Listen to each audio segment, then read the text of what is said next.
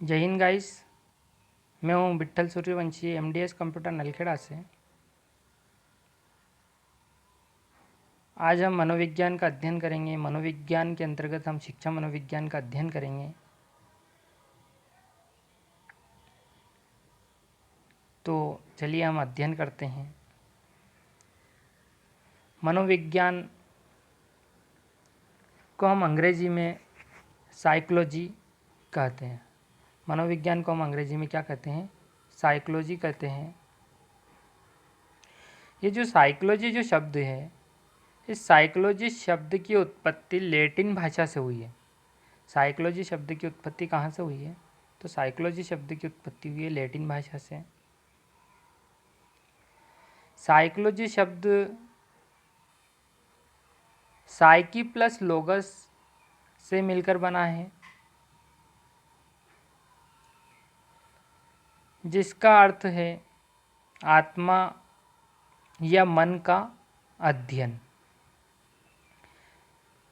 Psyche plus लोगस से मिलकर बना है, जिसका अर्थ है आत्मा या मन का अध्ययन।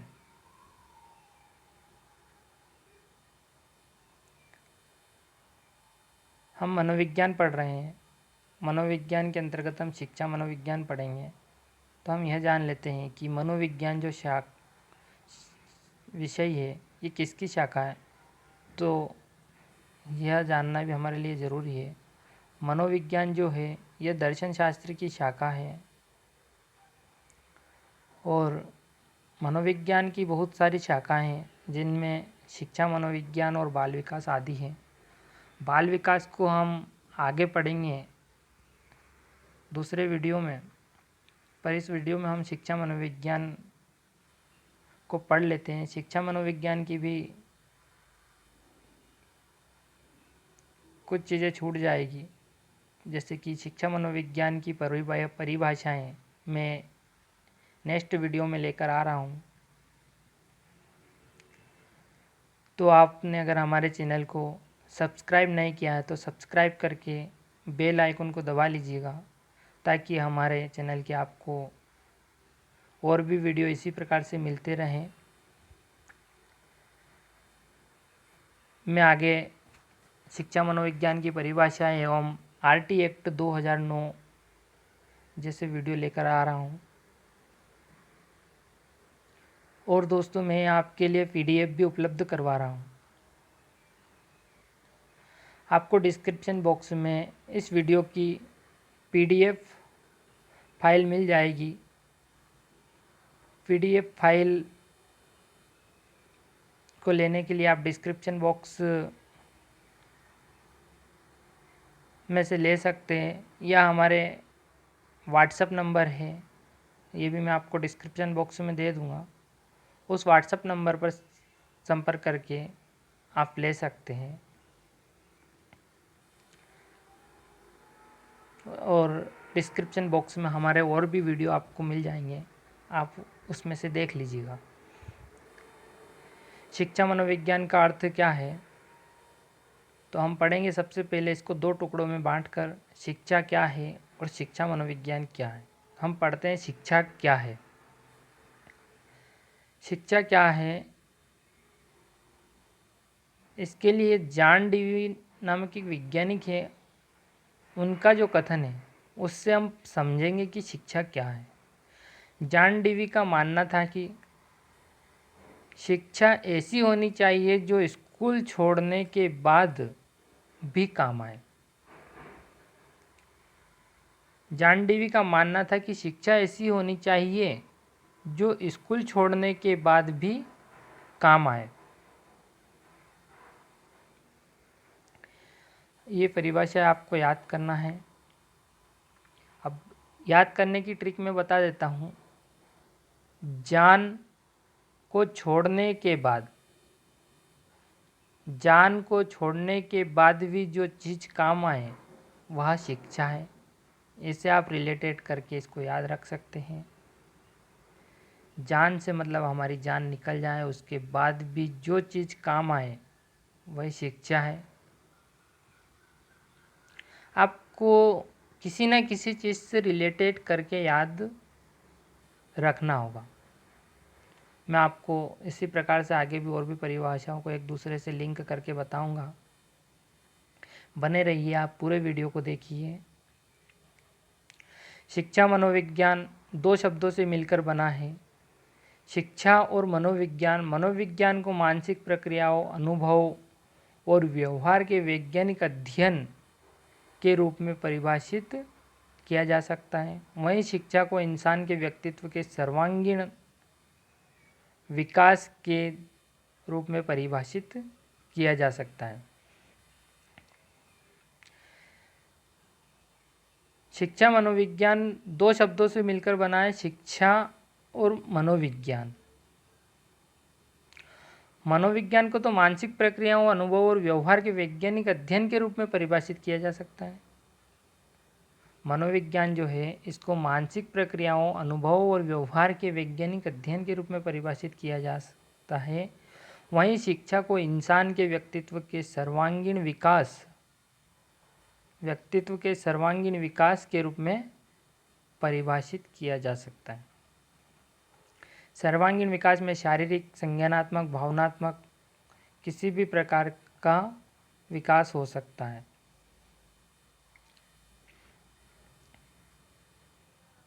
इस अर्थ में शिक्षा मनोविज्ञान बच्चों व बड़ों के मनोविज्ञान को शिक्षा के संदर्भ में व्यवहारिक रूप से प्रयोग करने के लिए सैद्धांतिक जमीन मुहैया करवाता है, जिसके आधार पर अधिगम, प्रेरणा, व्यक्तित्व विकास और बाल मनोविज्ञान के विभिन्न विषयों पर एक समझ का निर्माण करने की कोशिश होती है। शिक्षा जो शब्द है यह संस्कृत के शिक्ष धातु से बना है, जिसका अर्थ है सीखना या सिखाना।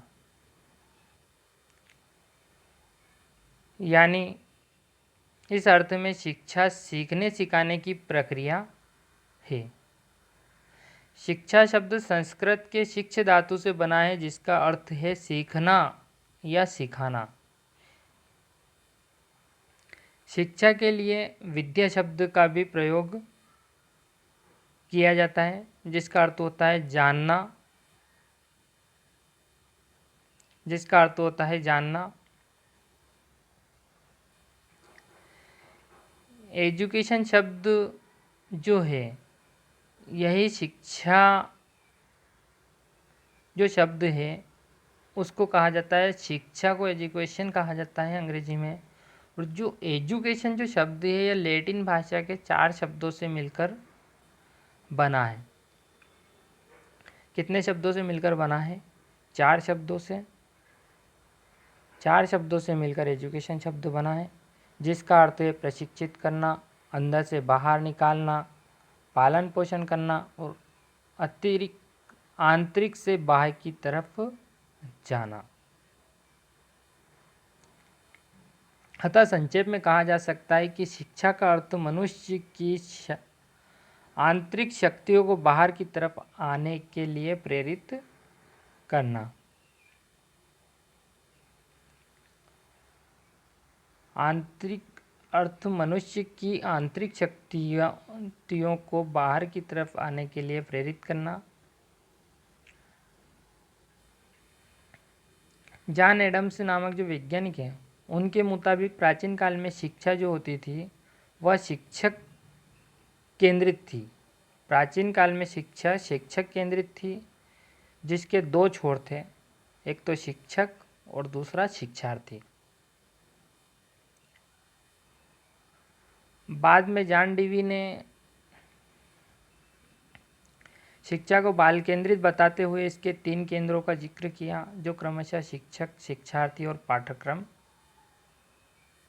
है। बाद में जॉन डीवी ने शिक्षा को बाल केंद्रित बताते हुए इसके 3 केंद्रों का जिक्र किया, जो क्रमशः शिक्षक, शिक्षार्थी और पाठ्यक्रम है। शिक्षा की विभिन्न परिभाषाएं हैं,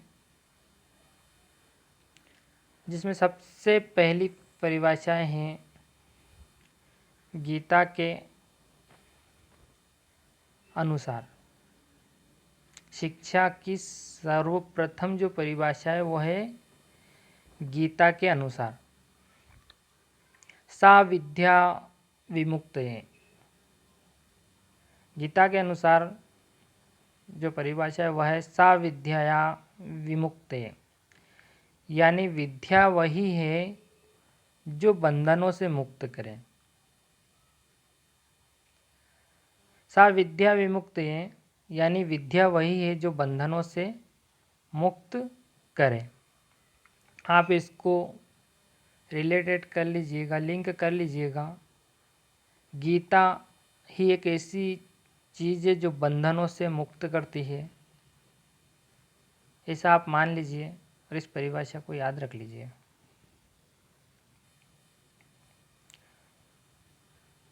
टैगोर के अनुसार हमारी शिक्षा स्वार्थ पर आधारित है। टैगोर के अनुसार हमारी शिक्षा जो है स्वार्थ पर आधारित है।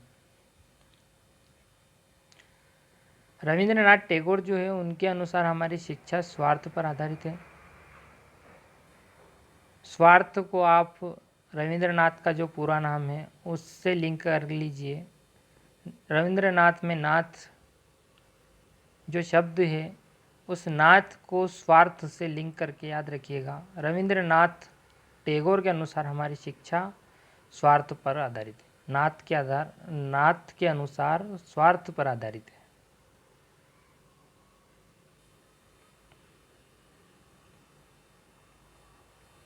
परीक्षा पास करने के संकीर्ण मकसद से प्रेरित है शिक्षा। यथाशीघ्र नौकरी पाने का जरिया बनकर रह गई है, जो एक कठिन और विदेशी भाषा में साझा की जा रही है। इसके कारण हमें नियमों, परिभाषाओं, तथ्यों और विचारों को बचपन से रटना सिखाया जाता है। बचपन से रटने की दिशा में धकेल दिया जाता है। यह ना तो हमें वक्त देती है और ना ही प्रेरित करती है। हमें जो शिक्षा दी जा रही है यह शिक्षा हमें रटने की दिशा में धकेल रही है। यह ना तो हमें वक्त देती है और ना ही प्रेरित करती है, ताकि हम ठहर कर सोच सके और सीखे हुए को आत्मसात कर सकें। इसी प्रकार से महात्मा गांधी के अनुसार सच्ची शिक्षा वह है जो बच्चों के आध्यात्मिक, भौतिक और शारीरिक पहलुओं को उभारती है। महात्मा गांधी जी के अनुसार सच्ची शिक्षा वह है जो बच्चों के आध्यात्मिक, भौतिक और शारीरिक पहलुओं को उभारती है और प्रेरित करती है। इस तरीके से हम सार के रूप में कह सकते हैं कि उनके मुताबिक शिक्षा का अर्थ सर्वांगीण विकास है। दोस्तों बने रहिएगा, आपको परिभाषाएं ऐसी याद हो जाएगी आगे आने वाली कि आप उनको जैसे ही पढ़ेंगे और आप उनके आंसर बता देंगे। 4 ऑप्शन में से देखकर फट से बता देंगे कि यह इसका आंसर है। जैसे कि महात्मा गांधी के अनुसार शिक्षा का अर्थ सर्वांगीण विकास है। अब आप इसको याद रखिएगा कि जो बापू है, बापू तो हमारा सर्वांगीण विकास ही चाहता है। बापू कोई भी हो, बापू हमारे महात्मा गांधी जी हो सकते हैं, या फिर हमारे बापू घर में रहने वाले हमारे जो लोग, बहुत सारे लोग पापा को भी बापू बोलते हैं। या आप समझ सकते हैं कि महात्मा गांधी जो है इनको हम बापू कहते हैं। बापू से रिलेटेड करके आप इसको याद रखिएगा कि शिक्षा का अर्थ सर्वांगीण विकास है। मतलब कि जो बापू जी है वो सर्वांगीण विकास की बात करते हैं। स्वामी विवेकानंद के अनुसार शिक्षा व्यक्तित्व में अंतर्निहित पूर्णता की अभिव्यक्ति है। स्वामी विवेकानंद जी जो है इनके अनुसार शिक्षा व्यक्ति में अंतर्निहित पूर्णता की अभिव्यक्ति है। स्वामी विवेकानंद जी हमेशा पूर्णता की बात करते हैं, ऐसा हमें पता है। इससे आप लिंक करिएगा कि स्वामी विवेकानंद पूर्णता की बात करते हैं तो यहाँ पर भी वह अंतर्निहित पूर्णता की बात कर रहे हैं। जहाँ पर आपको पूर्णता दिखे वहाँ पर स्वामी विवेकानंद लगा दीजिएगा।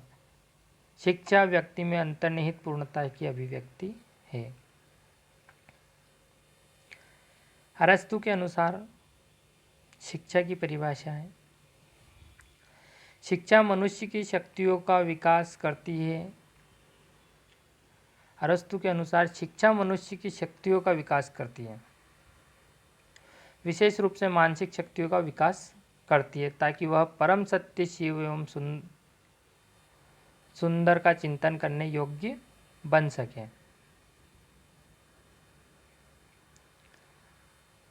अरस्तु महोदय जो है वो कहते हैं कि तू शिक्षा प्राप्त कर ले, इसी से तेरी शक्तियों का विकास होगा। यहाँ पर अरस्तु में जो तू है इससे आप लिंक करिएगा शक्तियों को, कि तू जो अरस्तु महोदय कह रहे हैं कि तू शिक्षा प्राप्त कर ले, तेरी जो शक्तियाँ हैं उसका विकास ही शिक्षा करेगी।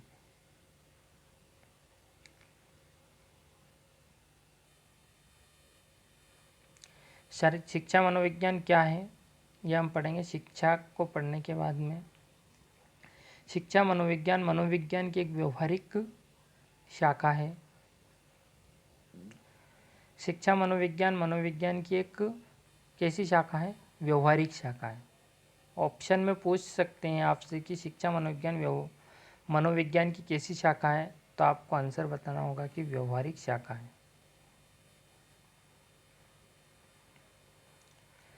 सिद्धांतों का शिक्षण प्रक्रिया में इस्तेमाल करना और शैक्षिक समस्याओं के समाधान में प्रयोग करना शिक्षा मनोविज्ञान के दायरे को परिभाषित करता है। यानी शिक्षा मनोविज्ञान का संबंध मनोविज्ञान के सिद्धांतों और व समस्याओं दोनों से है।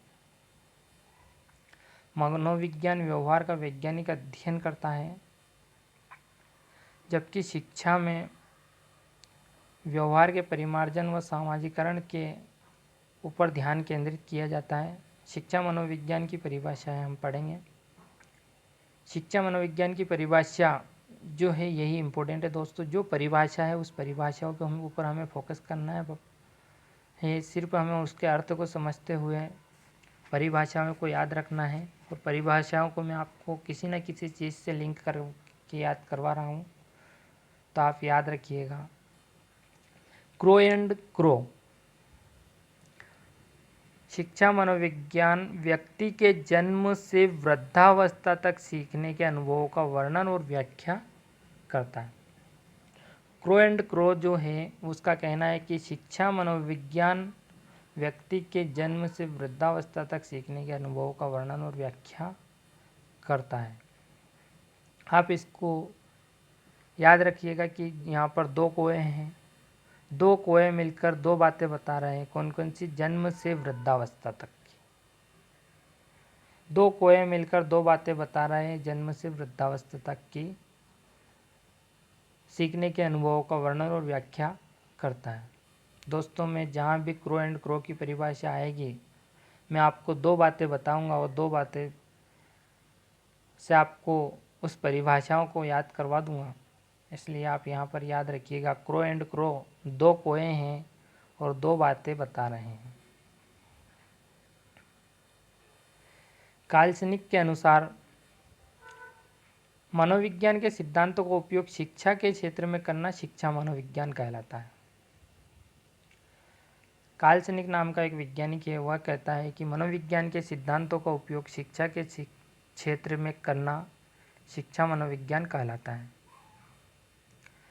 अब इसको आप लिंक करिएगा कि सैनिक जो होते हैं वो सैनिक सिद्धांतवादी होते हैं। वो सैनिक क्या होते हैं? सिद्धांतवादी होते हैं। तो आप इसको सैनिक को सिद्धांतवादी से याद रख लीजिएगा। कि मनोविज्ञान के सिद्धांतों का उपयोग शिक्षा के क्षेत्र में करना शिक्षा मनोविज्ञान कहलाता है। स्किनर के मुताबिक शैक्षणिक परिस्थितियों में मानव व्यवहार का वैज्ञानिक अध्ययन शिक्षा मनोविज्ञान कहलाता है। स्किनर महोदय जो है वो कहते हैं कि शैक्षणिक परिस्थितियों में मानव व्यवहार का वैज्ञानिक अध्ययन शिक्षा मनोविज्ञान कहलाता है। आप इसको याद रखिएगा। स्किनर की जो स्किन है, स्किनर की नहीं, आपको याद रखना है मानव की जो स्किन है, मानव की जो स्किन है उससे आप इसको लिंक करिएगा। शैक्षणिक परिस्थितियों में मानव व्यवहार का वैज्ञानिक अध्ययन शिक्षा मनोविज्ञान कहलाता है। तो मानव व्यवहार यानी कि मानव यानी कि नर, मानव का व्यवहार यानी कि मानव की जो स्किन है उसकी बात हो रही है।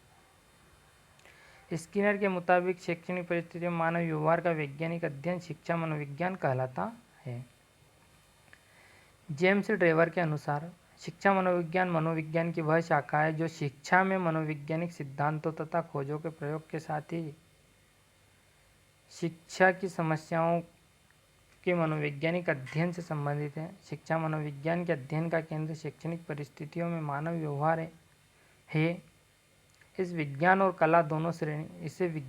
कला दोनों श्रेणी में रखा जाता है। इसकी प्रकृति वैज्ञानिक है क्योंकि अध्ययन के लिए वैज्ञानिक विधियों का उपयोग किया जाता है।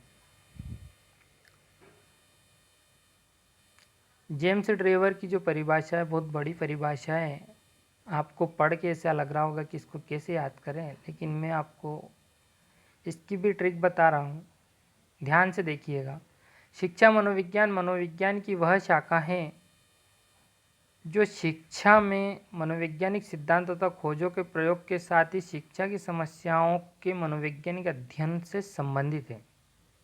इस चीज़ को आप भूल जाइएगा, सिर्फ इतना याद रखिएगा, हम जो पढ़ेंगे वो ड्राइवर के अनुसार पढ़ेंगे। हम जो पढ़ेंगे वो ड्राइवर के अनुसार पढ़ेंगे। जेम्स ड्रेवर को आप मान लीजिएगा ड्राइवर।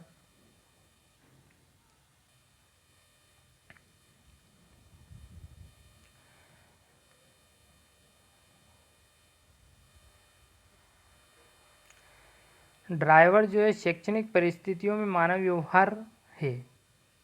ड्राइवर से मतलब है कि जो ड्राइवर है वह उसके व्यवहार के ऊपर निर्भर करता है। इसे विज्ञान और कला दोनों श्रेणी में रखा जा सकता है। जो ड्राइवर है उसके पास में कला भी होनी चाहिए, इस श्रेणी में भी रख सकते हैं हम, और विज्ञान की श्रेणी में भी रख सकते हैं। ड्राइवर को हम वैज्ञानिक मान सकते हैं या उसको हम कला में निपुण मान सकते हैं, तब वह गाड़ी चलाता है। अब इसकी जो प्रकृति होती है ड्राइवर की, ये प्रकृति वैज्ञानिक है। ये प्रकृति कैसी है? वैज्ञानिक है। कहने का मतलब है कि जो ड्राइवर है, वो ड्राइवर जो गाड़ी चलाता है वो गाड़ी वैज्ञानिक के द्वारा बनाई गई है। आप इस चीज़ को ड्राइवर से लिंक करिएगा और याद रखिएगा कि जो ड्राइवर होते हैं वो ड्राइवर कला में निपुण होते हैं। उनको हम कला में निपुण मान सकते हैं, उनको वैज्ञानिक मान सकते हैं हम, कि जो उसके अंदर ही एक ऐसी कला है जो वो गाड़ी चला रहा है।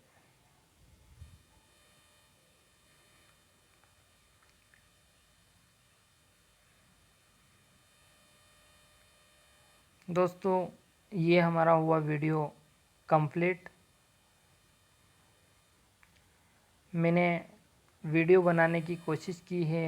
वीडियो में कुछ चीज़ें आपको समझ में नहीं आई होगी जहाँ तक मुझे लगता है, लेकिन मैंने पीडीएफ का निर्माण इस प्रकार किया है कि आप इस पीडीएफ को पढ़ने के बाद में सारी चीज़ें कंप्लीट आपको याद हो जाएगी। पीडीएफ ही महत्वपूर्ण है दोस्तों। आप इसकी पीडीएफ को ज़रूर डाउनलोड करें और हमारे व्हाट्सएप ग्रुप से जुड़ जाएं। Thank you so much.